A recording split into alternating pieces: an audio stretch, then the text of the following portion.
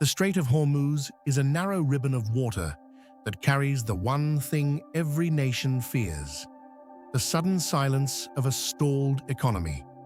It is a geographic bottleneck where 21% of the world's energy moves under constant watch. If oil were the bloodstream of the world's industrialized body, this strait would be its main artery. A small blockage here could send the global economic system into a stroke, affecting the engines of industry thousands of miles away. This immense wealth hasn't turned these shores into a utopia. Instead, it has caught them in a fragile dance of survival, where the future of global stability unfolds one voyage at a time. The bottleneck. At the narrow mouth of the Persian Gulf, the Strait of Hormuz tightens between Iran and Oman. At its narrowest point, the passage is only about 21 miles wide.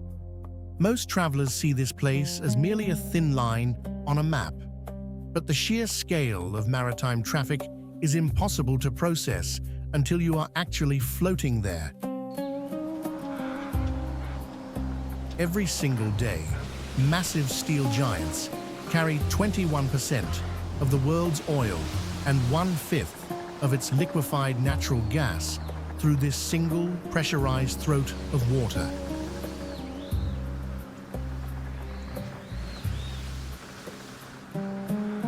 It is a high-stakes game of precision, played out in a very small room, where the water's deep navy blue reveals the immense depth of the earth beneath the surface.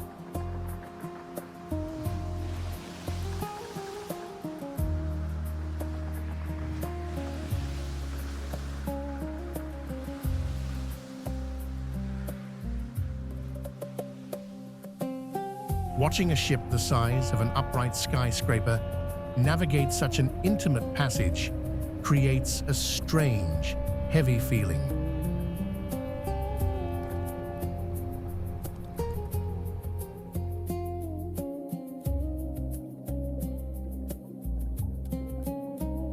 Captains do not steer south toward the Arabian coast, because that direction is a hidden, treacherous labyrinth of jagged reefs and shallow sandbanks. A modern supertanker, sitting 25 meters deep, has absolutely no room for error and no appetite for those hidden rocks along the shores of the UAE and Oman.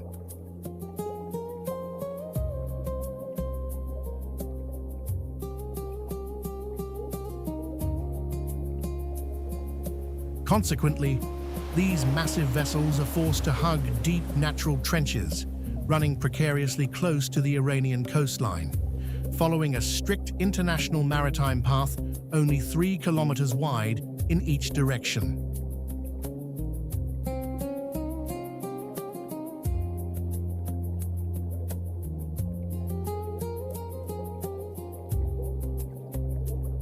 The dependence on Hormuz remains undiminished despite shifts in global energy flows. Approximately 70% of the oil passing through this corridor is destined for Asian markets, China, Japan, India, South Korea, fueled by a demand that never sleeps.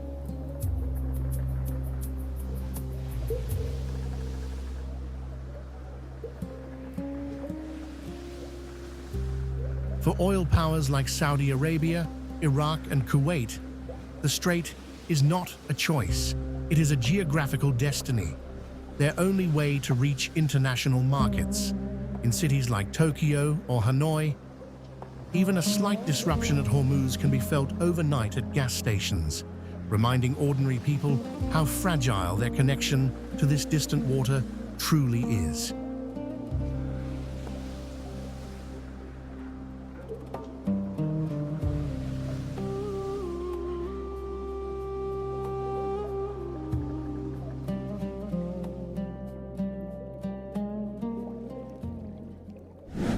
Hormuz Island. At first glance, Hormuz Island appears to belong to another planet entirely.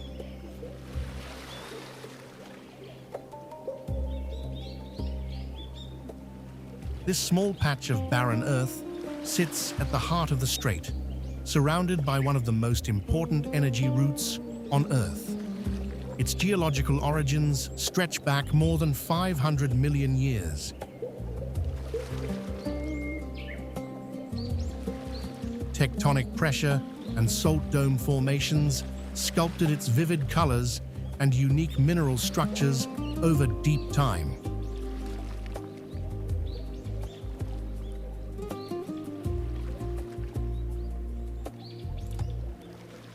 Layers of iron oxide, sulfur, and salt form mountains that appear painted, the result of chemical processes still actively reshaping the landscape today.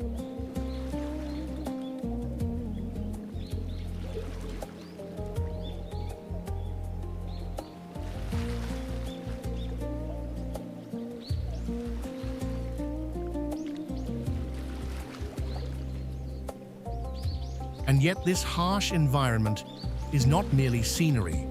It is home to communities that learn to live under absolute scarcity.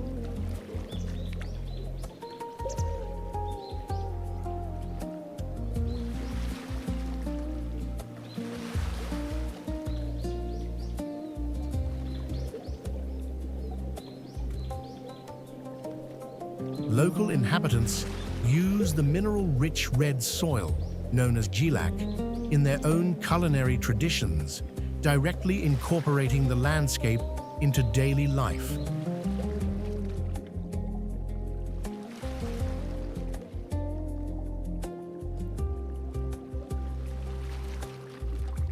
Meanwhile, just kilometers offshore, supertankers pass continuously, carrying approximately 20% of the world's oil through the strait.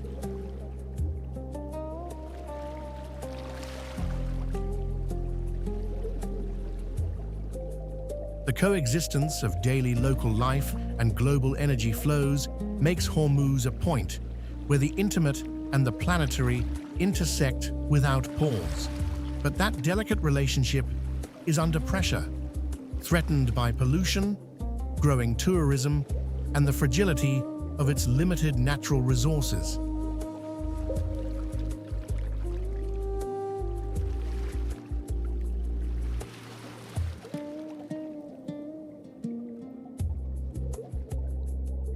The endangered soil is beginning to feel the weight of international attention that does not always understand its internal balance.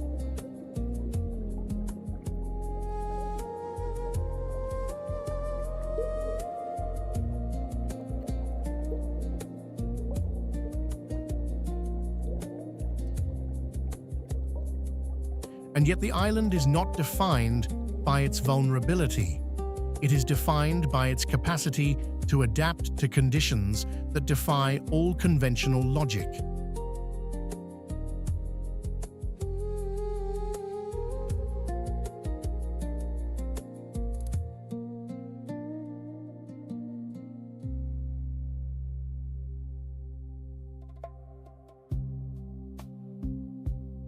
Here, survival does not depend on abundance.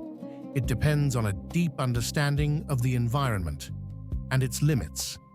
Every element, from earth to sea, is part of a system where everything is connected and nothing is coincidental. Hormuz is not just a geographic point. It is a reflection of how humanity inhabits even the most hostile places on Earth. And in that contradiction between extreme beauty and quiet fragility, the island reveals a larger truth about the future that awaits us.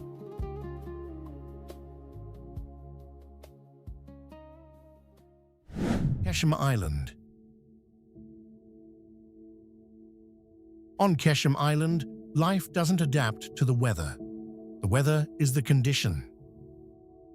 Where the air scorches skin and the horizon appears to dissolve, one of the most enduring human stories in the Arabian Gulf begins to unfold.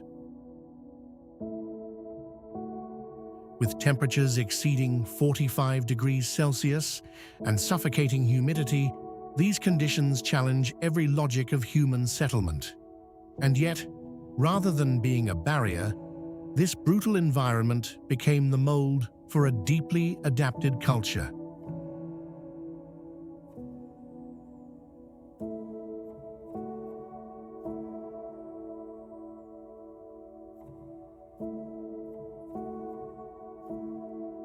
The island, the largest in the Gulf, stretches as a mass of rock, salt, and wind, facing one of the most congested shipping routes on the planet.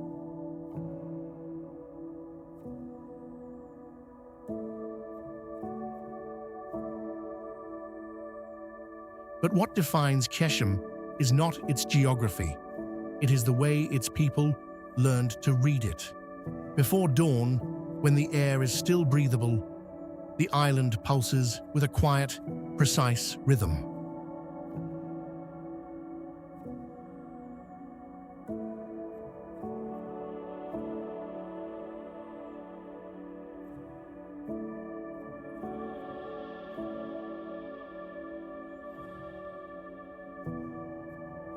Fishermen push their boats into the sea, guided not by modern technology, but by knowledge accumulated across generations.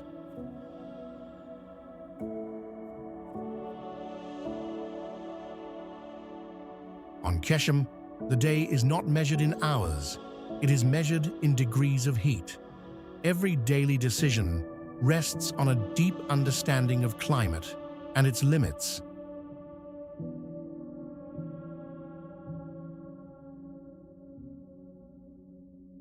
Two shores, one strait. To understand Hormuz, you cannot stand on one side. You must see both, because this is not one place. It is a confrontation.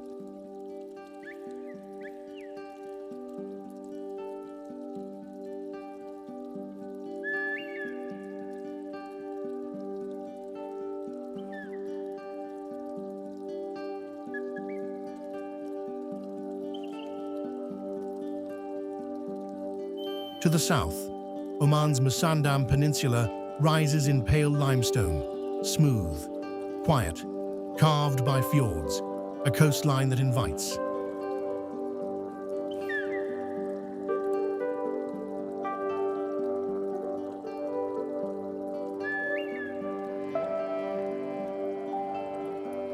Tankers prefer this side, not just for depth, but for calm.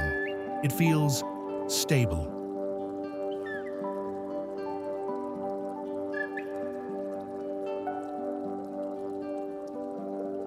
Musandam watches like a chess player, patient, calculating, still.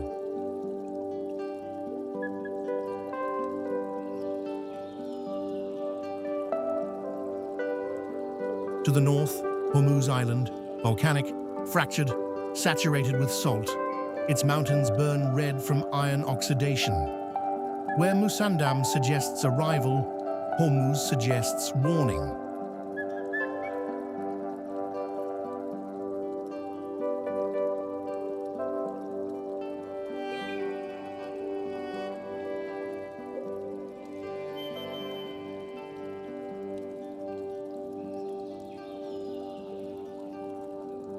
And between them, a 21-mile thread of water carrying the weight of the modern world, under the gaze of two lands that agree on nothing except proximity.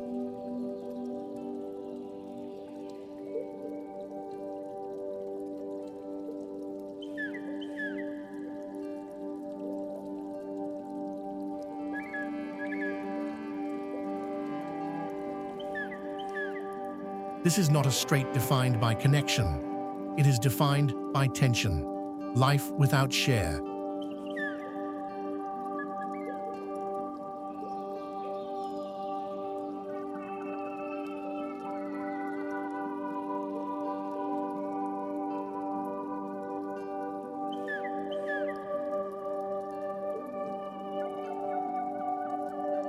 Camera low, moving across rooftops, bright domes, painted walls, dust in the air, and inside, absence.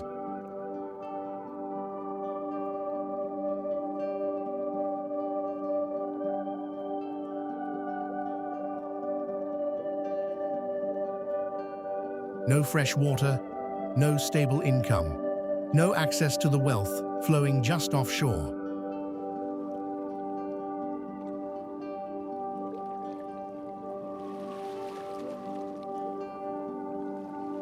Hormuz sits on a mountain of salt so dense that groundwater cannot exist. Rain evaporates before it gathers. Every drop of water arrives by ferry from Bandar Abbas. If the ferry delays, the island does not just grow thirsty, it grows afraid.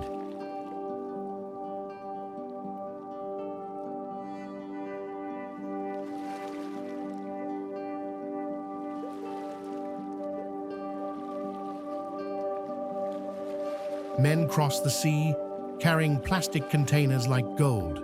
This is not metaphor. This is routine. A landscape that shouldn't exist. Hormuz is not beautiful by design. It is beautiful by accident.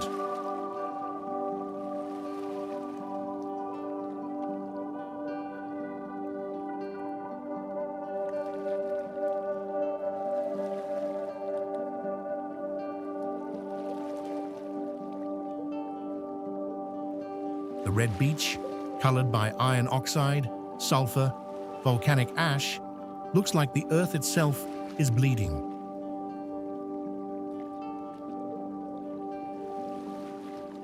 The water shifts from ultramarine to rust at the shore. No camera captures it fully, because no image carries the smell of iron, or the feeling of walking on something that feels newly born.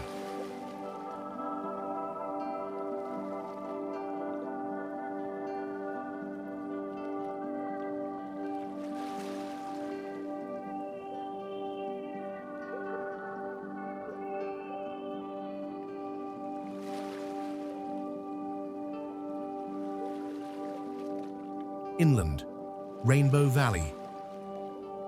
Layers of color, ochre, violet, white, like the inside of a planet turned outward.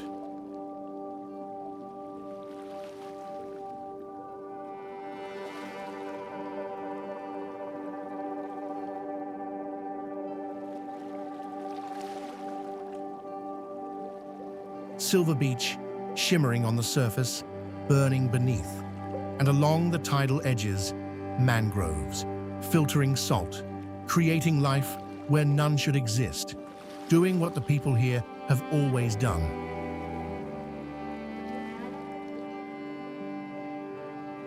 Transforming hostility into survival.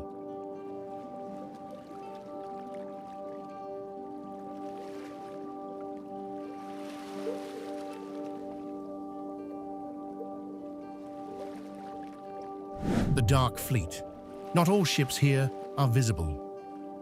Some move without identity, transponders off, flags changed, ownership hidden. They call them the Dark Fleet.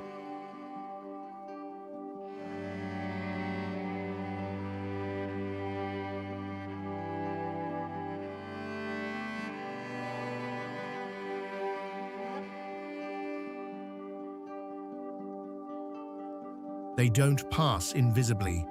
They pass unacknowledged, carrying oil through the cracks between law and necessity.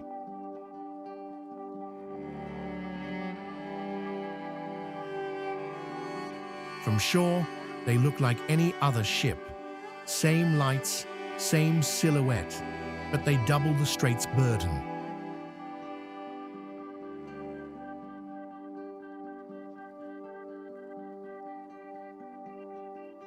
Hormuz does not create this system. It reveals it, the island of quiet freedom. For some, Hormuz is something else entirely, a loophole.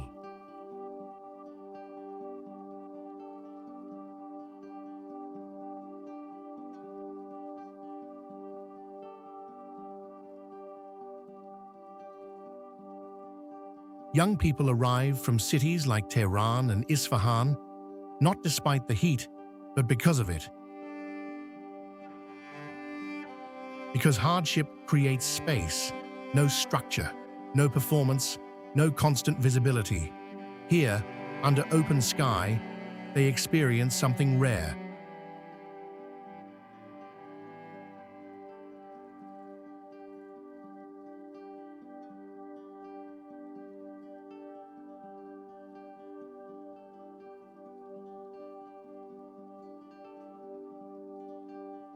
unregulated existence. Artists come to create work that will disappear. Massive drawings, erased by the tide, not as loss, but as philosophy. Impermanence, accepted, becomes permanence. Empires come, salt remains.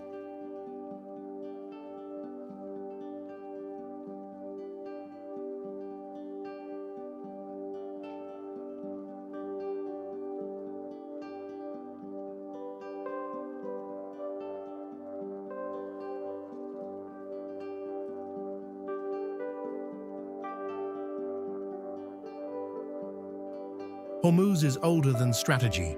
Its name once belonged to a mainland city, until invasion forced people to relocate here in the 14th century.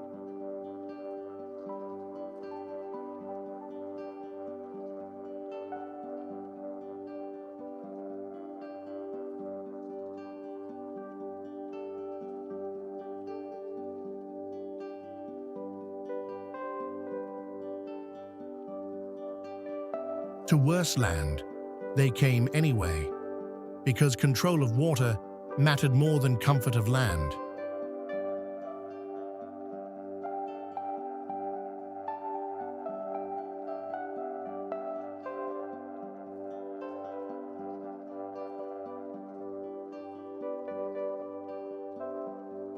In 1507, the Portuguese arrived.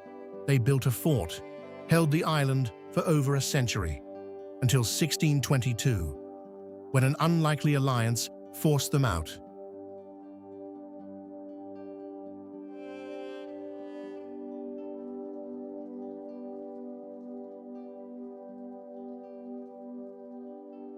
Then came the Dutch, then the British, then oil. Each empire believed it had found something permanent. Each one left, leaving behind only layers, like minerals in the soil.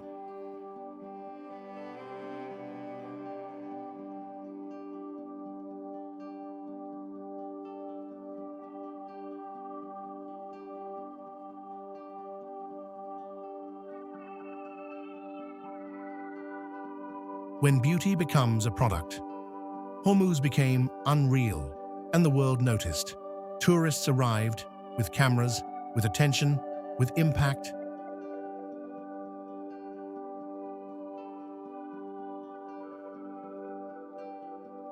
Fragile salt formations erode under footsteps.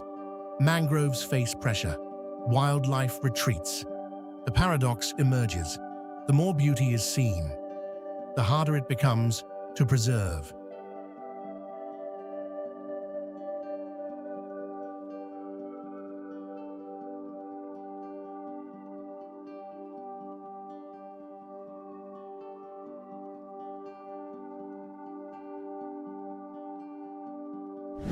Beneath the surface, before geopolitics, there was fishing. There still is.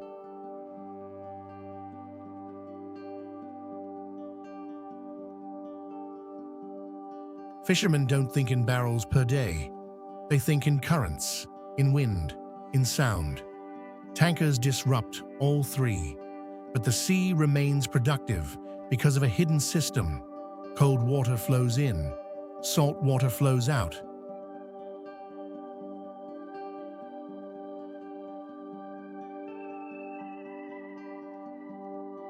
A constant exchange that feeds life. The ships don't understand this. The fish don't care about power. The fishermen do, and they keep going. The light that breaks reality. There is a moment just before sunset, 40 minutes, when everything changes. The red earth deepens, the blue fades, the island turns arterial.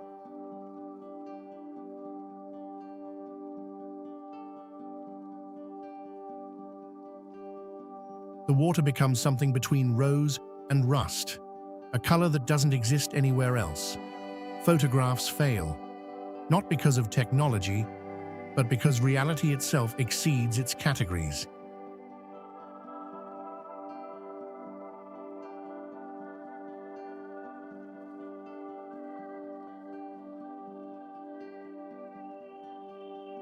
And the people, they don't watch.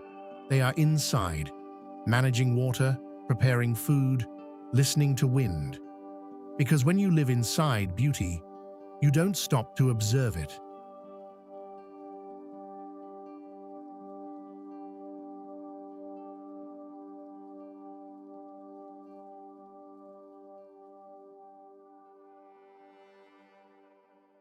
Musandam, the limestone memory of water.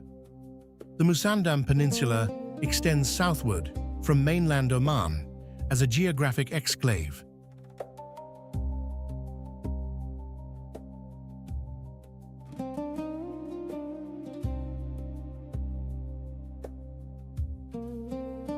Physically separated from the rest of the country by the United Arab Emirates. But isolation here is not just political, it is geological, because Musandam does not feel like an extension of land. It feels like a fragment of something that was broken and left exposed.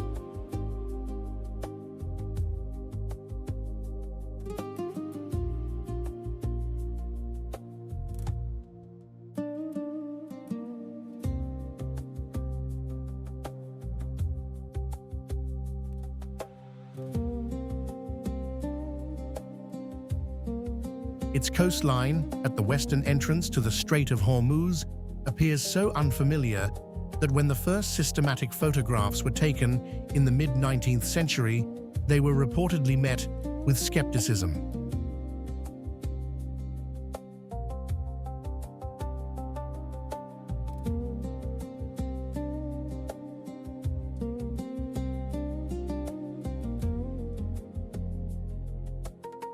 The images looked too precise, too unreal, as if geography itself had been exaggerated.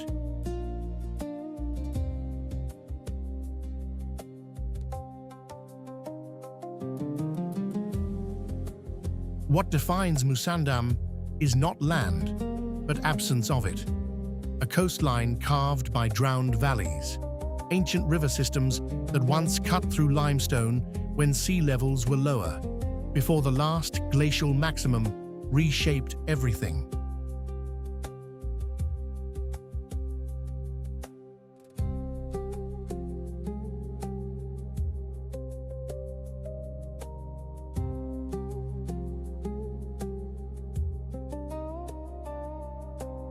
Then the ocean rose, and what was once erosion on dry land became something else entirely, a submerged architecture of stone.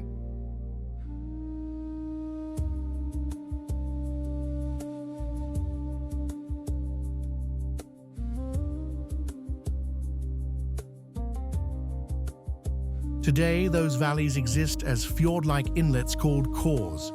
Steep cliffs rise directly from dark, still water. No gradual transition, no shoreline softness, just vertical stone, meeting silence.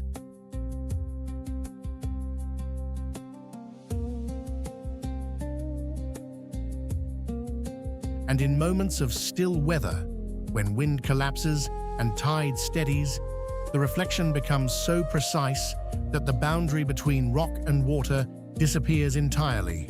It is no longer clear what is above and what is below.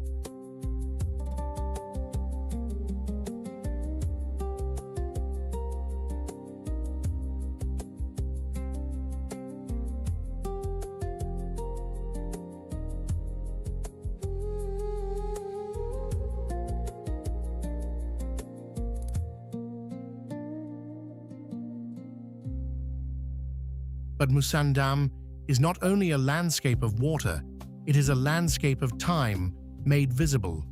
Its rock faces hold marine fossils, remnants of life that once existed in shallow seas.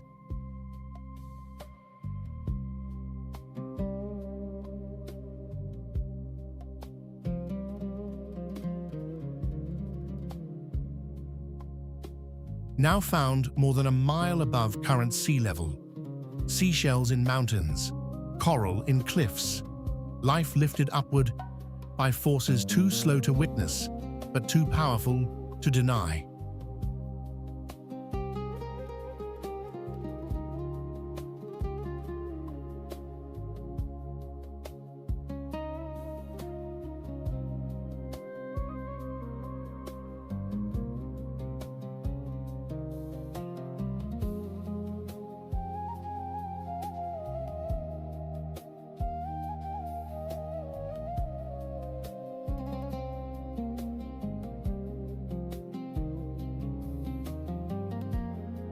These formations are the result of a collision still ongoing.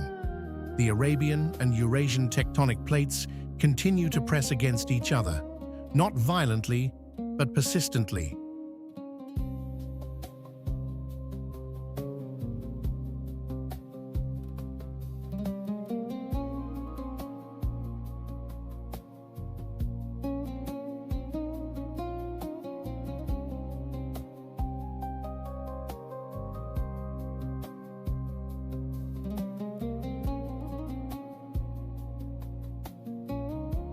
A pressure that does not end.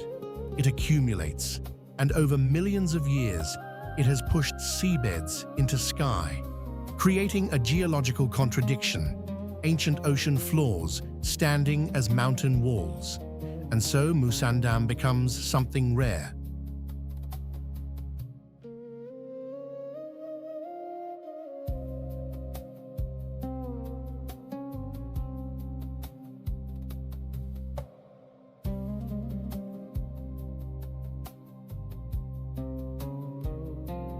Not a place you observe, but a process you enter, a region where the Earth is still actively forming itself, even if human perception is too slow to notice.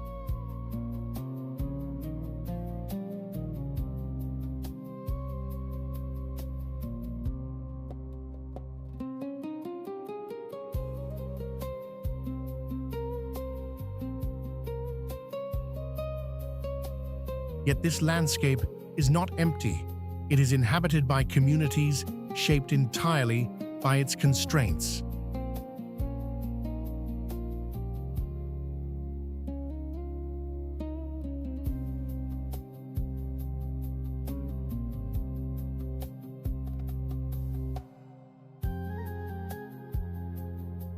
Here, movement is not expansion, it is navigation. And despite proximity, communities remained historically isolated, not because of distance, but because of terrain, each inlet forming a separate world, each valley shaping its own rhythm.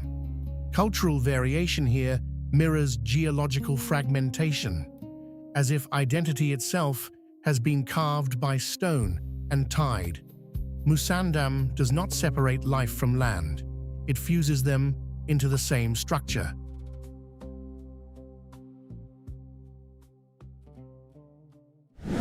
Hengam Island, the light that does not repeat, roughly 12 miles east of Hormuz Island, lies Hengam Island.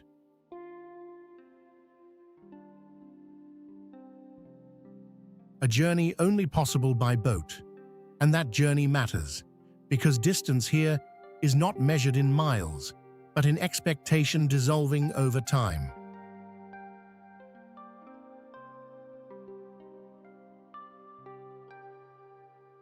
What appears is not contrast, it is reversal. Where Hormuz burns in deep red, Hengam reflects almost total white, not artificial white, not resort white, not polished or manufactured, but something quieter, something geological.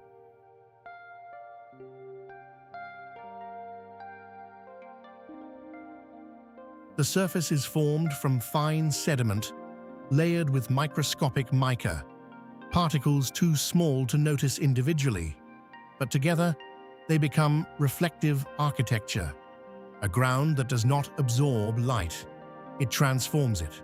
Under different angles, the same shore changes identity. Silver in one moment, gold in the next, white dissolving into pale shimmer.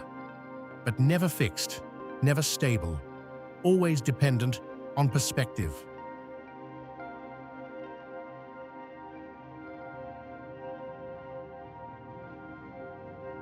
The water surrounding Hengam is unusually clear, shallow, warm, undisturbed, conditions that only survive where human interference remains limited enough for natural systems to persist.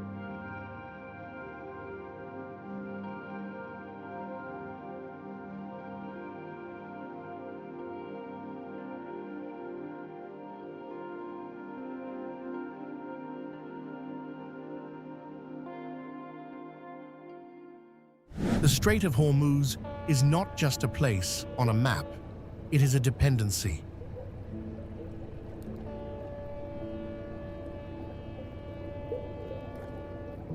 Every day, nearly 1/5 of the world's oil passes through a corridor narrow enough to be disrupted, wide enough to be ignored, and critical enough that no one can afford either.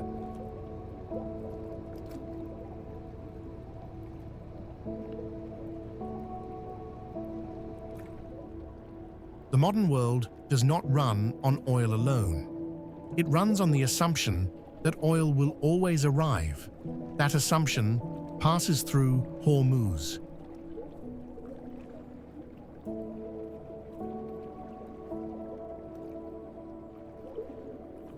Every factory that turns on before sunrise, every airplane that crosses continents, every shipment that keeps global trade alive, all of it, quietly, invisibly, depends on this passage remaining open.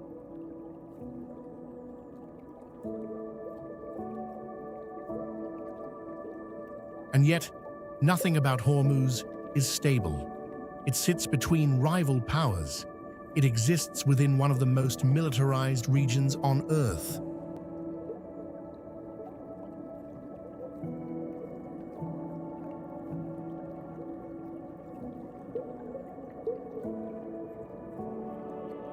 It carries traffic so dense that a single miscalculation, a single escalation, a single blocked channel could ripple across the entire planet.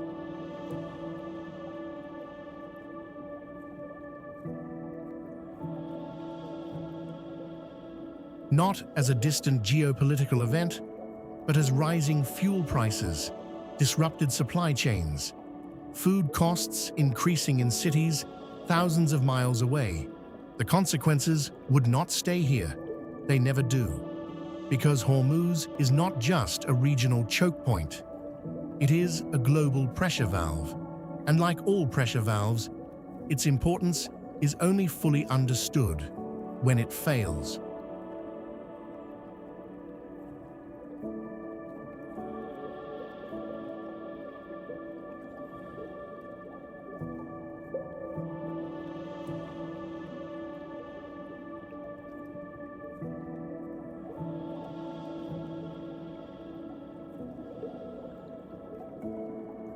There are alternatives, pipelines built to bypass it, strategic reserves designed to cushion shocks, but none of them replace it. They only delay the impact, because geography, in the end, still wins. And Hormuz is geography at its most unforgiving, a narrow passage forcing the world's energy through a single, fragile route. But there is another reason Hormuz matters, one that doesn't appear in energy reports or economic forecasts. Because while the world measures this place in barrels per day, there are people here measuring life in liters of water. While global markets calculate risk, families calculate how long their stored water will last if the ferry doesn't arrive. While nations debate control, the people of Hormuz continue living without it.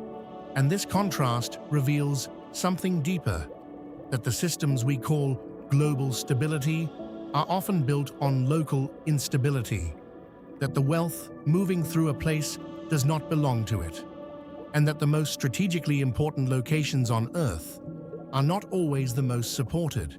Hormuz forces a question the modern world is not comfortable answering. How can something be essential to everyone and still belong to no one? And maybe more importantly, how long can that contradiction hold? Because the future is moving toward a world that looks more like Hormuz, hotter, less predictable, more dependent on fragile systems, a world where survival is not guaranteed by abundance, but managed through adaptation. And in that future, the lesson of Hormuz is not its oil, not its location, not even its power. It is its endurance, an island with no water that continues to live, a passage under constant tension that continues to function, a place that has never been stable yet has never stopped mattering. The world watches Hormuz for what could go wrong, but perhaps it should be watching for something else. How something so fragile continues to hold everything together.